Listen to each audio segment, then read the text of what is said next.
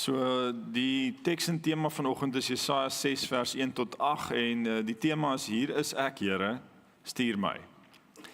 Nou as 'n mens hierdie woorde sien, hier is ek Here, stuur my, is een van die uitdagings vir my altyd in die kerk, dat as ons praat van dat ek gestuur word, dat mense dadelik dink, okay, maar ek is nie 'n sendeling nie. Verstaan nie, so sendelinge hier in die gemeente wat uitgestuur word.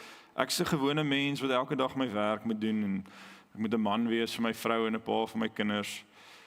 Maar ons almal is gestuur. En die taak wat ons het, verskil dalk van mens tot mens.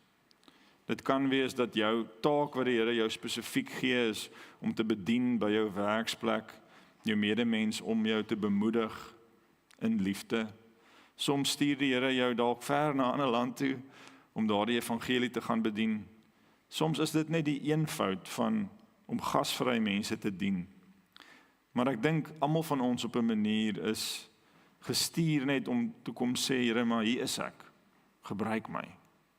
En hierdie teks in Jesaja spreek nogals regtig tot my oor hoe groot God is, maar hoe naby hy ook is en hoe hy graag ons wil gebruik in sy koninkryk. So ons gaan weer die eerste 4 verse lees en dan lees ons vers 5 tot 8 ook. So kom ons lees saam.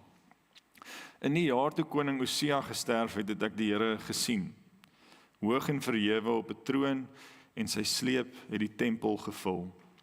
Serafs het bo hom gestaan, elkeen het 6 vlerke gehad, met 2 het hy sy gesig bedek, met 2 het hy sy voete bedek en met 2 het hy gevlieg. En hulle het na mekaar geroep en gesê, heilig, heilig, heilig is die Here van die leerskare. Die hele aarde is vol van sy heerlikheid. Die drempels en fondamente het geskit van die stem van die een wat roep en die huis het vol rook geword. Toe het ek gesê, wee my, ek is verlore, want ek is 'n man van onrein lippe en ek woon onder 'n volk van onrein lippe, want my oë het die koning, die Here van die leerskare gesien. Toe het een van die serafs na my gevlieg met 'n gloeiende kool in sy hand, wat hy met 'n tang van die altaar geneem het. Toe het hy my mond aangeraak en gesê, kyk, dit het jou lippe aangeraak, jou skuld is weggeneem en jou sonde is vergewe. Toe het ek die stem van die Here gehoor wat sê, wie sal ek stuur? Wie sal vir ons gaan? En ek het geantwoord, hier is ek, Here, stuur my. Dit is 'n ongelooflike gedeelte, né? Die roepingsverhaal van Jesaja. As jy nou in 'n eerste jaar teologie klas nou gaan instap en jy vra vir die jong mense daar, wat se teks, jy weet, wat is hulle roepingsteks, dan gaan jy so die helfte kry wat sê, hulle het Jesaja 6 gelees en dit het tot hulle gespreek. Dis kragtig. Maar dis 'n roeping vir elkeen van ons. Nou, ek wil begin deur te sê, ek het so klein bietjie gaan navorsing doen en baie van dit is wat ek gelees het, maar dan nou ook uit ervaring met mense. Dis maar dieselfde goed wat oor en oor herhaal, wat jy hoor by mense. So die vraag is, wat laat mense die meeste voel of hulle nie deur God gebruik kan word nie? In ander woorde, as ons dink baie keer, ja, mense is sleg en selfsugtig, of jy weet, hulle is lui, hulle wil nie iets doen vir die Here nie. Maar dit lê eintlik op 'n baie dieper vlak in terme van ons eie twyfel en onsekerheid oor onsself. So daar's 3 goed wat ek wil uitlig. Eerstens sê mense, nee, maar jy weet nie hoe my lewe gelyk nie, verstaan. Ek meen, as mense wat my geken het, my nou moet sien en ek probeer vir die Here iets doen, dit gaan nie werk nie. Ek's eintlik gediskwalifiseer deur my verlede, deur my foute. So dis een van die goed wat hulle verwys altyd op 'n manier na, nee, ek het te veel aangejaag. En dan die tweede ding wat daarmee saamgaan is wat ons nou net eenvoudig kan noem skuld en skaamte. So skuld beteken ek het iets verkeerd gedoen. Skaamte is, daar is iets verkeerd met my. En hierdie goed speel dan op verskillende maniere uit. Ons sou dit minderwaardigheid ook kon noem, dat jy net voel of jy is nie goed genoeg nie. Selftwyfel, onsekerheid, verwerping van jouself. So dis gewoonlik die tweede ding is om te sê, maar yes, het jy onlangs gesien hoe lyk ek, wie is ek? Het jy al gesien hoe leef ek? ek is net nie, jy weet, mense het al vir die idee van, ek is net nie daar nie, die Here wil mense gebruik wat daar is, en ek is nie daar nie, ek is maar hier. En dan die derde een, as een van hierdie twee nou nog nie vir mense gewerk het nie, jy weet, as 'n verskoning, dan volg daar gewoonlik die gevoel dat mense nie noemenswaardige talente het nie. En dan wys hulle ook gewoonlik die vinger na iemand anders, maar kyk, daai ou, daar's nou iemand wat regtig weet wat dit is om mense te dien. Daar's nou iemand wat weet wat dit is om mense te bemoedig. Daar's iemand wat 'n verskil kan maak. Ek, arme ou ek meen, wat het ek om te gee? Wat se gawes het ek om te bied? En so as ons na hierdie drie goed kyk, dan dink ons, kan die Here dan regtig, kan enige iemand gebruik word deur God? Want dis eintlik waar van alle mense, dat ons het foute uit die verlede, ons sukkel met skuld en skaamte, en uit ons eie uit kan ons nie sê dat enige een van ons iets bereik of gedoen het wat van ons wat kwalifiseer om in God se koninkryk te werk nie. En dan kom hierdie teksgedeelte en daar's 4 bewegings in die teks wat vir my eintlik 'n antwoord gee op hierdie selfbesware wat ons het. En as jy die teks gaan lees, dan gee dit eintlik vir ons 'n evangeliese patroon. Dit wys vooruit na dit wat Christus vir ons kom doen het en die manier hoe die Here ons roep as disippels. So hierdie 4 bewegings is eerstens die verskyning van God se heiligheid. So met ander woorde wie God is. En dan die tweede verskynsel is dan die reaksie van God is so heilig, maar ek is so sondig. En dan die derde beweging is dan God se genade. God wat kom vryspreek en red. En uit dit uit vloei dan die mens se roeping. Uit daai sondigheid, vergifnis kom daai roeping. Eerstens God se heiligheid. En die helfte van hierdie 8 verse fokus eintlik net op God, wie hy is, die verskynsel van die teenwoordigheid van die Here. So ons lees in die begin dat hy is hoog en verhewe. So net om 'n bietjie konteks te gee, koning Osia is daai jaar dood. Hy was vir 52 jaar koning gewees. 52 jaar. Dis 'n redelike lang regeringstyd. En die volk was baie voorspoedig onder hom gewees. Militêr en op 'n landbouvlak, dit het goed gegaan, hulle is welvarend gewees, maar hy het trots geword. Toe het hy in die tempel ingegaan en hy het 'n wierookoffer gegee en net die priesters mag dit eintlik doen, want hy het gedink hy is half entitled tot die geleentheid om dit te kan doen. Hy het nie meer sy plek geken eintlik nie. En toe is hy geslaan met siekte en sy koninkryk het eintlik dan nou op daai manier sy koningskap tot 'n val gekom. Nou lees ons in die jaar wat hy sterf, sien Jesaja nou die Here op 'n troon hoog en verhewe. Met ander woorde, daar's eintlik net een koning wat so afkyk oor alle konings, wie se heerskappy en mag baie groter is as 'n 52 jaar menslike heerskappy. Wie se plan en soos ek wil sê soewereine wil, sy alleen heerskappy so groot is dat die mens eintlik niks kan doen om te verskuif aan dit wat God uiteindelik wil doen nie. Groot God op hierdie hoë troon. En hy's so groot dat die soem van sy kleed en daai robe, nê, van 'n koning was 'n teken van sy teenwoordigheid, sy grootheid, sy status as koning. En hierso staan dat die tempel kon nie eers dit alles, net die soem van sy kleed inhou nie. Hoog en verhewe. En dan is hierdie serafs, nou seraf, dit is vreemde wese eintlik as jy nou gaan lees, die ding het 6 vlerke, 2 die maak sy gesig toe, 2 voete en dan 2 wat vlieg. En hierdie vlerke is eintlik simbole dat selfs hemelse wesens soos engele, nê, selfs hulle kan nie in God se heerlikheid verskyn en hom direk sien nie. Dis die simbool van die vlerke wat hulle gesig toehou. Dis die simbool van hulle is eintlik meer as 'n mens, maar hulle kan nie eens God se heerlikheid aanskou nie. 2 wat die voete toemaak, 'n teken eintlik, dis half 'n teken, 'n simbool van nederigheid. Ek is die minste. U is almagtig, U is Here. Ek hou 'n deel van myself hou ek toe. En dan 2 wat vlieg, wat 'n simbool is van gereedheid tot diens. Met ander woorde, daar's die nederigheid en die besef van God se grootheid en heiligheid, maar steeds 'n verskyning om te sê, hier is ek Ek wil gebruik word. En dan kom hulle en hulle sê, heilig, heilig, heilig. Nou die Hebreëse taal het nie 'n oortreffende daai trappe van vergelyking nie. Nee, daar's nie 'n heilig, heiliger, heiligste nie. Groot, groter, grootste nie.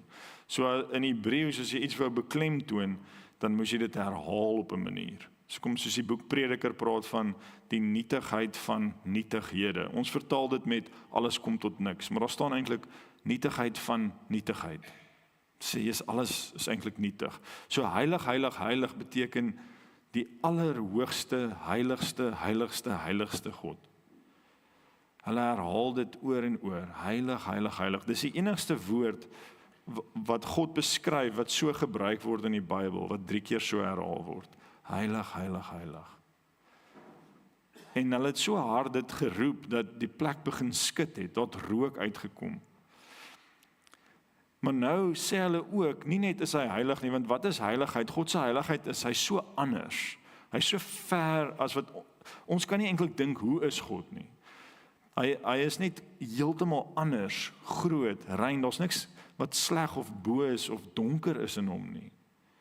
Is net hy's heilig. Maar dan lees ons ook die aarde is vol van sy heerlikheid. So wat ongelooflik is van hierdie gedeelte is, sy heiligheid gee hierdie gevoel van God is bokant alles. Maar nou lees ons ook dat die aarde is vol van sy heerlikheid. So hy's nie net ver, sy heiligheid skep nie net hierdie afstand nie. Hy's ook hier en die aarde is vol van sy heerlikheid, sy teenwoordigheid, sy sigbare mag. En dit is oorweldigend. So as jy nou in hierdie oomblik sou kom en jy daag nou op daar en dis wat jy sien en beleef, gaan jy sê, môre Here, hier is ek, dankie, stuur my. Nee, dis nie hoe jy reageer nie. Jy reageer dan soos Jesaja en jy sê, wee my, ek is verlore. Dis wat hier met hom gebeur. Daai wee word gebruik in hoofstuk 3 as Jesaja 'n oordeel oor die nasies aankondig. Jy kan dit vertaal met ellende wag vir julle. So hy sê, wee vir julle nasies. Dit wat julle gedoen het sal terugkom na julle toe. So hy spreek oor homself is 'n oordeel van ellende uit. Ek, ellendige ek. Dis klaar met my. Dis so ons het sal sê in Afrikaans, arme ek, o jete, dis klaar met my. Ek is tot niet. Ek gaan doodgaan. En hoekom sê hy dit? Want in die lig van God se heiligheid word hy intens bewus van sy eie onreinheid. Ek is 'n man van onrein lippe en ek woon onder 'n volk van onreine lippe. So wat sien ons hier in terme van God wat ons stuur en ons gebruik? Ons sien hier dat dit nie op meriete is nie. Want ons eerste reaksie as ons in God se heerlike teenwoordigheid inkom, is eintlik nie dan hoogmoed en verwaandheid nie, maar nederigheid. Wanneer jy met iemand praat wat hierdie buitengewone ervarings saam met die Here gehad het en praat oor ontmoetings met God, en dit is nie gevul met 'n sin van nederigheid en ek hou wel van die Afrikaanse woord verootmoediging, nee, dis 'n dis 'n groot woord, maar daai gevoel van om laag voor die Here te kom, dan sou ek twyfelagtig wees oor wat agter daai ontmoeting lê. Want jy gaan nie wegstap van die Here af sonder 'n sin van God is groot en ja, in sy liefde aanvaar hy my, maar ek besef ek as mens is klein voor hom. Ek het hom nodig, ek is afhanklik van hom. Die verskyning van die Here se grootheid in ons lewe bring ons by 'n plek van totale nederigheid en afhanklikheid. Wie is ek? Ek is verlore. En wat interessant is wat hy dan sê is, hy sê sy lippe is onrein. En dis eintlik 'n interessante een, want hy's 'n profeet, so hy sê eintlik die werktuig wat die Here wil gebruik, wat hy my mee wil gebruik by die mense. Selfs daai deel van my wat hy my roep om aan te wend, dis onrein. Dis nie gepas vir diens nie. En dan kom God se verlossende genade. Die manier hoe die Here in sy heiligheid reageer, is dan om nie vir Jesaja te sê, wees net beter nie. Want dis baie keer wat godsdiens doen. Ja, daar word gepraat oor God se heerlikheid en ons sondigheid, maar in 'n godsdienstige, ek wil sê selfregverdigende mindset, sal jy dan hier hoor dat die Here vir Jesaja sê, goed Jesaja, maak nou jou lippe onrein, praat mooier, wees beter. Maar dis nie wat hier gebeur nie. Ons lees iets anders hier. Die seraf gaan en dan gaan haal hy 'n koeltjie van die altaar af. Nou die altaar is die plek waar daar versoening vir sonde gedoen is, né? So die dier is soontoe gevat, die bul dan word die keel afgesny en die bloed word op die altaar besprinkel. En dan word die offer gebrand. En dis in daai brandproses en in die sprinkeling van die bloed wat die versoening dan vir die sonde gemaak word. Dis 'n prys wat betaal word vir sonde. So dis dan baie gepas dat hierdie seraf gaan na die altaar toe en met 'n tang 'n koeltjie van die altaar gaan haal, asof om te sê dat God wat op hierdie plek genade en verlossing gee, bring nou die genade en die verlossing na jou toe. Nou vir my, toe ek dit lees, toe voel dit vir my dat dit 'n heenwysing moet wees na Christus toe. Want in die Ou Testament tyd was daar nie versoening gewees van sonde sonder om te gaan en 'n offer te gee en fisies daar versoening te gaan doen nie. Nou lees ons, daar's 'n beweging weg van die altaar af. 'n Simbool van God se heiligheid, vuur, 'n brandende kool, wat hier na Jesaja toe kom. Nou, ek wil nou weet, die van julle wat nou al by 'n braai was, wat gaan jy doen as iemand nou met 'n tang 'n kool nou hier na jou mond toe bring? Dankie, is dit 'n voorgereg? Nee, dit is nie chili bites. Dis nie hoe mense reageer. So Jesaja het waarskynlik nou gevoel, jy's okay, dit is heilige vuur hierdie. Hier's iets groots wat hier gebeur. En die seraf kom met hierdie kool vuur en druk dit teen sy mond. Hoekom sy mond? Want dis die plek waar hy die onreinheid ervaar het. Dis waar hy vuil gevoel het. En hy druk dit teen sy mond en hy sê, dit het jou lippe aangeraak, jou skuld is weggeneem en jou sonde is vergewe.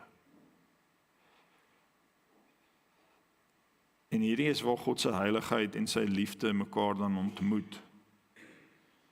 Want dit is so vreemd om te dink dat die God wat so groot is, soveel anders as ons, amper in ontoeganklike lig woon, dat sy aanraking dan nie vernietigend is nie, maar verlossend.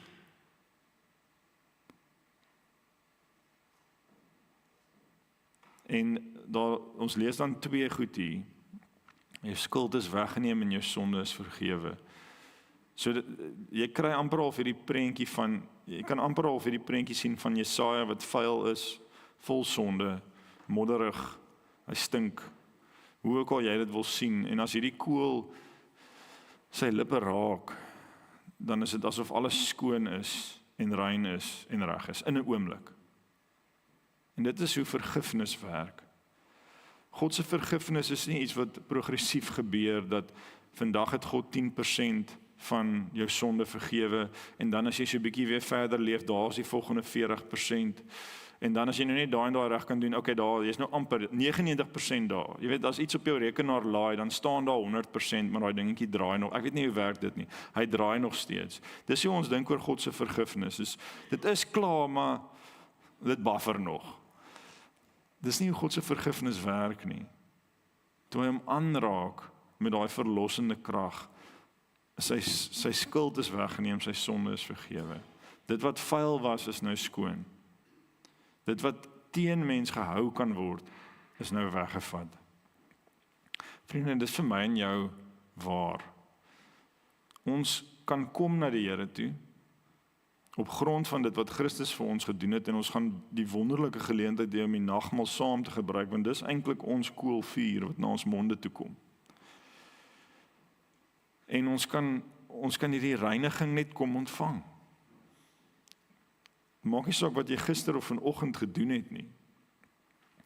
Of daar onreinheid van jou afloop nie. Dis die geskenk wat die Here vir ons wil gee. En hy bring dit na ons toe. En hy gee dit vir ons. En dan eindig hierdie beweging met die mens se roeping. En hier is dit nou spesifiek Jesaja. En kyk gou wat dit nou gebeur in Jesaja. Ek het die stem van die Here gehoor wat sê, wie sal ek stuur? Wie sal vir ons gaan? En ek het geantwoord, hier is ek Here, stuur my. Dit klink baie anders, nê, as die ou in vers 5. Wat begin het deur te sê, wie is ek, ellendige mens, dis klaar met my. Nou kom die reaksie, na die vergifnis en die verlossing ontvang is, nou kom die reaksie om te sê, Here, hier is ek, stuur my. Maar let wel, dat die Here 'n uitnodiging rig, dat hy dit vra en dit aanbied en sê, wie sal ek stuur? Wie sal vir ons gaan? En dit is die oop vraag in ons lewe, dat as ons vergifnis ontvang het, dit word dan die fondasie van waar ons bedien. Maar die Here nooi ons om dit te doen. Nie uit meriete uit nie, maar ook uit dankbaarheid en as 'n gevolg van dit wat ons ontvang het. En in dit kan ons dan vir mekaar sê dat dit gaan nie oor wat ek of jy kan of nie kan doen in ons vermoë nie. Maar dit gaan alles oor dit wat Christus vir ons gedoen het. Vriende, die patroon van die evangelie is dat God is heilig en groot. Hy's anders en in 'n sekere sin eintlik vir die mens in ons eie reg ontoeganklik. Wanneer ons in aanraking kom met hierdie heiligheid, dan ontbloot dit ons sondigheid, ons foute, ons mislukkings, ons skuld, ons skaamte. Maar in plaas daarvan om ons op daai punt te oordeel en te vernietig, word dit dan die plek waar God in sy heiligheid ons verlos, ons vryspreek, ons vergewe. En dan, dit wat hy gesond gemaak het, daar waar hy jou gered het, dit waarvan jy vergewe is, word dan op 'n manier die plek van jou roeping. As dit 'n oortreding was in jou verlede waar jy iemand seer gemaak het en jy vergifnis moes kry, dan word daar die plek waar God jou genees, 'n manier hoe jy weer ander kan bedien. Hy roep jou soos jy is waar jy is. Ons is nie Jesaja nie, maar ons dien dieselfde God. Ons is nie Jesaja nie, maar God se gesindheid teenoor ons is dieselfde, elkeen van ons. En as hierdie kool ons lippe aangeraak het, as hierdie brood en hierdie wyn in ons liggame ingegaan het, en ons kom en ons is skoon voor die Here, dan staan ons heeltemal gelyk langs mekaar voor mekaar. Niemand het 'n leertjie of 'n trappie waarop hulle kan staan bo iemand anders nie. Ons staan gelyk voor die Here. En soos ons gelyk voor hom staan, kom sê hy maar, wie sal ek stuur? Wie sal gaan? En wat hy vra is dan ons reaksie. Hier is ek, Here, stuur my. Wil jy net so 'n paar oomblikke gee om stil te word, ook soos wat ons voorberei om die nagmaal saam te gebruik. Julle kan solank die tekens aanstuur. Dit is by die kant van die banke. Maar neem 'n paar oomblikke om net stil te word en te dink aan dit wat jy by die Here gehoor het vanoggend.